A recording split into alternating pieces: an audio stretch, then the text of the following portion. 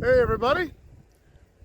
Well, a lot of people in the area drive by the signs for Caliente, the turnoff up on Highway 58, or hear the name occasionally, but a lot of people have never even been down here. Some people drive through here on the way to Lake Isabella if they're taking the back road, or if they're going to go up to Twin Oaks and have some breakfast, or perhaps if they're going to go spend the weekend at the Kern Ranch or have friends in Walker Basin. Other than that, there's really no reason to come down here. Unless you work for the railroad. You hear that horn up on the mountain. Anyway, Caliente, as with most places in Kern County, has pretty interesting history. The first mention that I could find of Caliente was in the 1850s. They started finding gold along Kern River and its tributaries over on the other side of the Paiute Mountains here. And gold was found about 10 miles south of what was called Keysville at the time, where one of the big gold strikes was, and in a canyon up in the Paiute Mountains. And a town called Havilah sprung up around that. It ended up being a really big strike. And it was in 1864. And Havilah actually became the county seat. And in 1867, Colonel Thomas Baker, who was the founder of Bakersfield, built a toll road between Bena and Caliente on what was called Baker Grade, and then pushed that toll road through up what is now the Lions Trail, or very close to it, to Havilah. And Caliente became a water and rest stop at the bottom of the hill, like it eventually did for the railroad. In 1871, a man named George Andrews started a stagecoach line from Los Angeles to Havilah, and Caliente also became a stop for changing out horses and whatever they did at stage stops, like passengers brushed dirt off of them.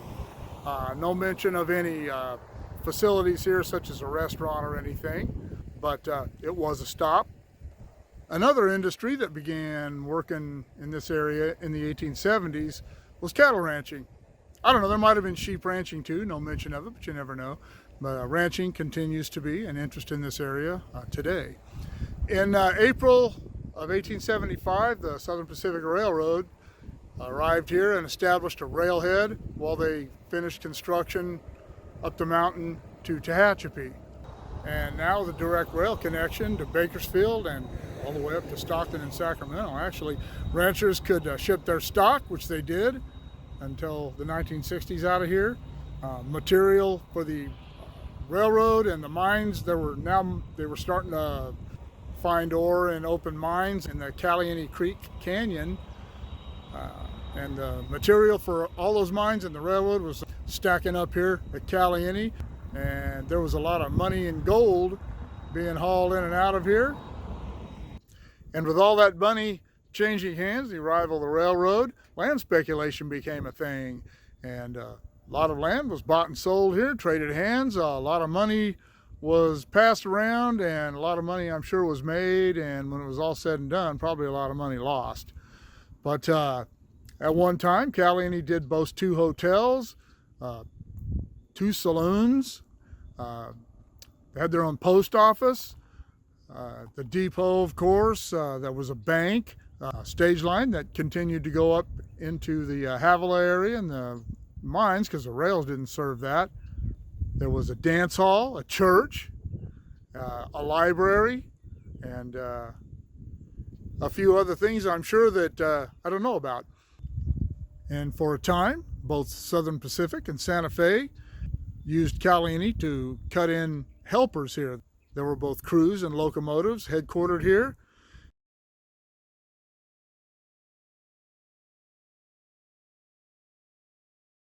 And they continued that service until the late 20s, when they moved the helper cut-ins back to Bena, which is where they were when I went to work here, all the way up into the early 90s.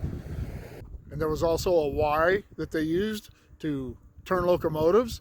It was over on the southeast side of the curve, of the horseshoe curve.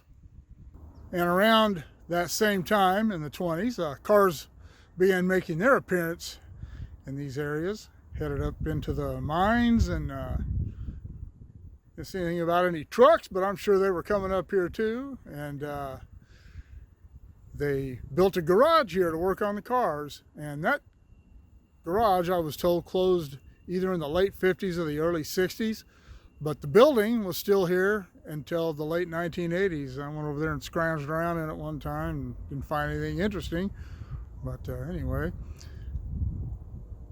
But as busy as Caliente was during those years, it never had a population of more than a couple hundred people. They were coming and going, and people were here, lived here part of the year, and however it all worked out. And then when the mines began tapering off in the early 1900s, businesses and residents started leaving, and then they had the big flood in 1932 that didn't help things. It did a lot of damage. And then in 1983, they had an even bigger flood for Caliente. It got wiped out by both the Tehachapi and the Caliente creeks, and that ended all the business here.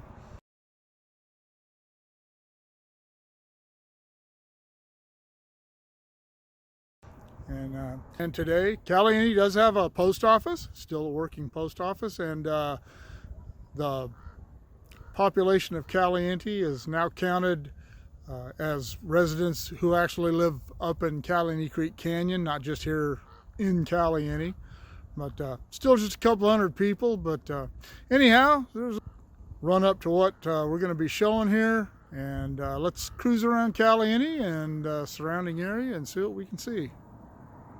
Okay, we've moved up the road toward Caliente Creek Canyon a little ways from where we shot the little intro. And according to the map that I have that's in the book Tehachapi, which was written by John Signor, a great book, there's a map of Caliente as it existed in 1925, and going by where it said various buildings were at that time, this would have been where the church was. I don't know if this is the original building. It sure looks that age, but it's in the right place. And as always, if there are people who know more about this area than I do and have access to better information, feel free to let me know in the comments below if I'm all wet or if I'm right. But anyway, and this is looking down what was actually called J Street. Yes, the streets in Caliente actually had names. I'm gonna walk over to that building there, which was the schoolhouse, and check it out. All right, we have walked down a little ways to the school, or what, according to the map I have, would have been where the school was. This looks very much like a railroad structure. The railroad built homes for some of their workers, section foremen, agents, and things like that. But according to the map I have, the agent's house would have been down there somewhere. We'll figure that out later. But I actually knew a family who lived in this house in the mid 80s, I guess. And they had it fixed up pretty nice inside. I don't know when this house was vacated. They moved out shortly after I met them. And I don't know how long it was abandoned, but as you can see, it has had a upper structure fire, and it's been sitting like this for quite some time. Now, this building here, I was told by another guy that worked for the railroad, the family that I knew that lived in that house didn't know anything about the history of any of this stuff, but they weren't from here. But I was told by him that this was a schoolhouse at one time. I don't actually know if that's true. According to the map I have, it's just listed as a dwelling, but I actually knew some people who lived in this house at one time as well. All right, right here, this is the facing signal for CPSP 335. This is the switch at Caliente. Caliente doesn't have a north or south end anymore. It just double track all the way to Illman. If you watched the piece that I did on the tunnels, tunnel half was down that way, and tunnel 1 is up that way. But anyway, I'll link the tunnel videos in this. But right here, this is where the switch that goes off into the number 2 track, which was once the siding at Caliente, and then down where the setback signals are down there. For all you who don't know what a facing or setback signal is, I will link the video I posted about how signals work and how they're different from highway signals. But back down there was another switch. They actually had 2 sidings, east siding and a west siding. And they also had 2 water columns that would have set just beyond where that signal is, according to the map I have. But anyway, about where that shunt box is where the switch for the old house track. The depot was on the other side of the tracks. It'll be down there where it used to sit in a minute. But the house track that ran in front of the depot, it had its switch right over there. All right, go down here a little further. This was simply listed as a dwelling. No information on whoever lived there. And this was also just listed as a dwelling. I actually, no one's ever lived in either one of these places since I started working up here in '84, but around '84, this didn't used to have a fence around it, and I actually went in there and did a little rummaging around in that old house. It's got a 2nd floor, and it's actually a pretty cool layout, but as you can see, it is in severe disrepair, and probably going to end up looking like that garage over there pretty soon. All right, move on down the road a little ways here. Okay, this next little place here, was listed as a dwelling, and someone has lived there the whole time I've worked down there. Somebody's always lived there, and somebody still does. I'm not gonna scrounge around and bother them, take too many pictures of their place. Maybe they're sketchy about that. Don't blame them. This log cabin looking thing here is actually that whole place is relatively new. I don't remember exactly when they built it, back in the '80s, I believe. But we had a Harley ride up here one time and had a poker run going up to Kernville, and this was one of the stops where we drew a card, and they had hot coffee and hot chocolate waiting for everybody. It was really nice. And this place here, obviously another place in severe disrepair. Again, just listed as a dwelling on that map. All right, now this place coming up here on the corner was listed as the agent's house.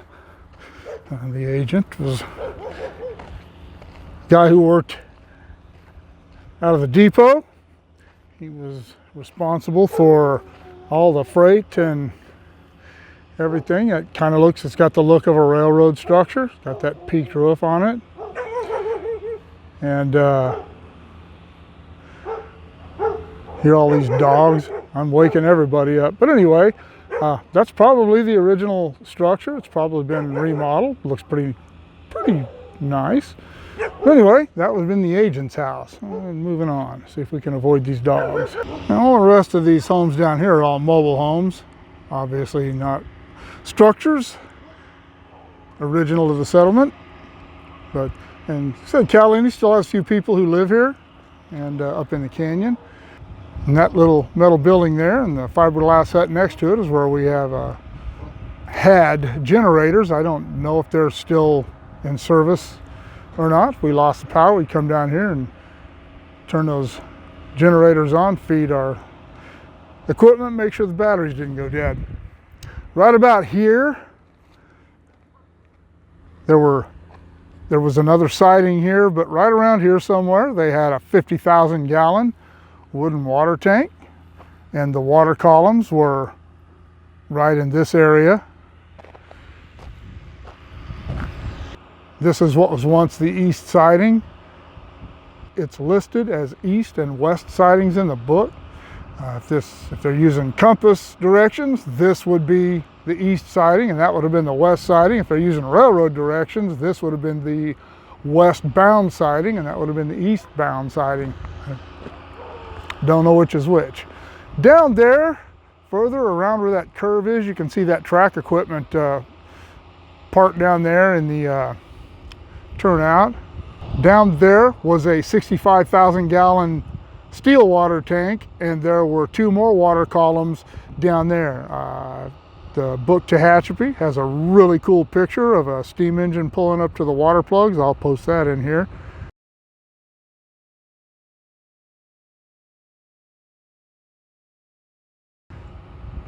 And we'll move on over to the other side of the track. Down there about where that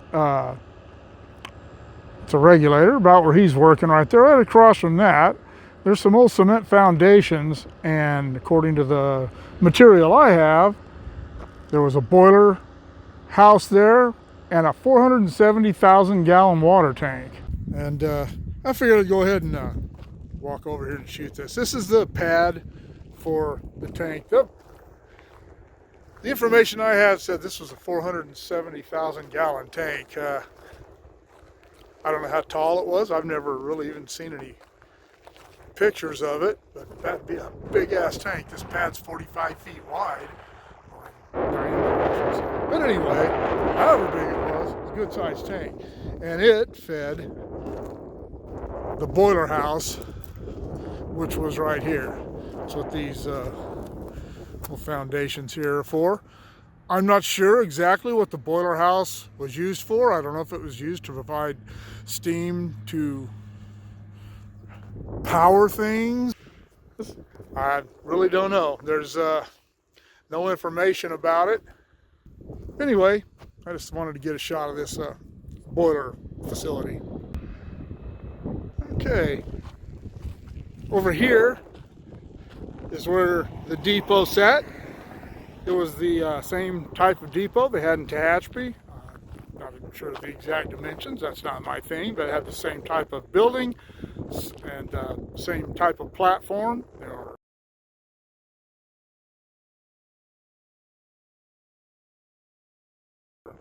I said when we were up there were a house track and another track here that tied into the main line up beyond the setback signals. It was a telegraph and train order station and a freight agency, passenger agency. The train order and telegraph were discontinued in 1940 when they installed centralized traffic control through here. And I don't know when the passenger agency was closed. I don't even know really when the depot itself was closed. I know that by the 1960s it was gone. It's over here across the street, and this building over here was once the Caliente Hotel. It used to be a two-story building. When they were doing helper service here in Caliente, the crews would stay at the hotel. This is not that building. The crews would stay here. That building burned down in 1926.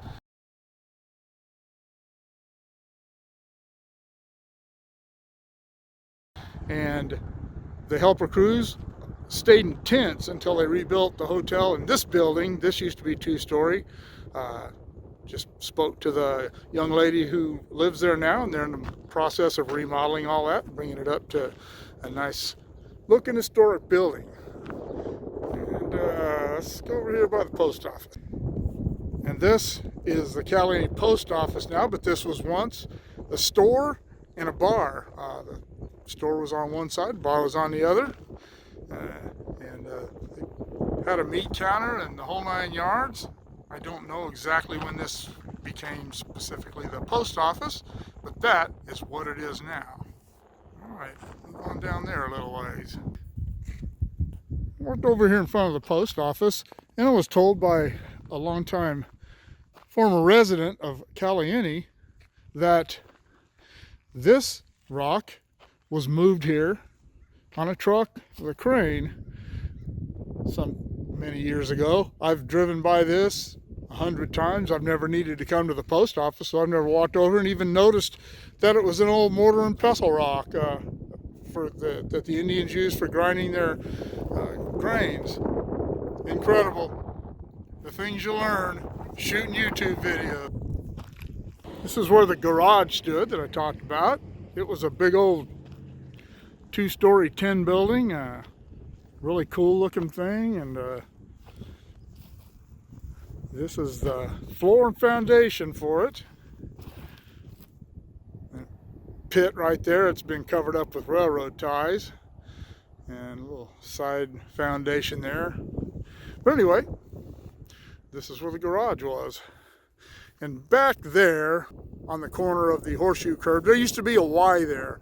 I walked back and couldn't find any remnants of it. It's all been flooded over and trampled over by cattle, so nothing's there anymore. But it used to be there, really did. All right, this is the confluence of the Caliente Creek and the Tehachapi Creek. Caliente goes straight off ahead of us there and curves around to the left. Tehachapi Creek splits off to the right, goes under that bridge and up the canyons there all the way through past Keene and Tehachapi. That is the creek that the 1932 flood came down. I posted a video, I'll link that, about the history of Woodford and Keene. Keene and Woodford were wiped out by that flood, but most of that water in the 32 flood came that way from Tehachapi Creek, and it did some damage to Caliente when it got here. But the 1983 flood, both of these creeks were swollen. I wasn't working at the time for the railroad. I was laid off. I was working out in the oil fields. Thank God, I didn't want to go through all that work. But that flood did a lot of damage in Caliente, which is, little communities right there. This bridge where I'm standing was completely wiped out, was completely carried away by the water. And I did drive down here one day, and it looked like the bridge was still here. The water was it looked like the water was just maybe going over the road a little bit. But anyway, that is the confluence of the Tehachapi and Caliente Creeks. All right, well, that will conclude the little tour and history of Caliente. I hope you enjoyed it. If you have any ideas, as usual, leave them in the comments below, and I'll see what I can do about getting something done about that. Remember, like, share, subscribe, and we will see you all later.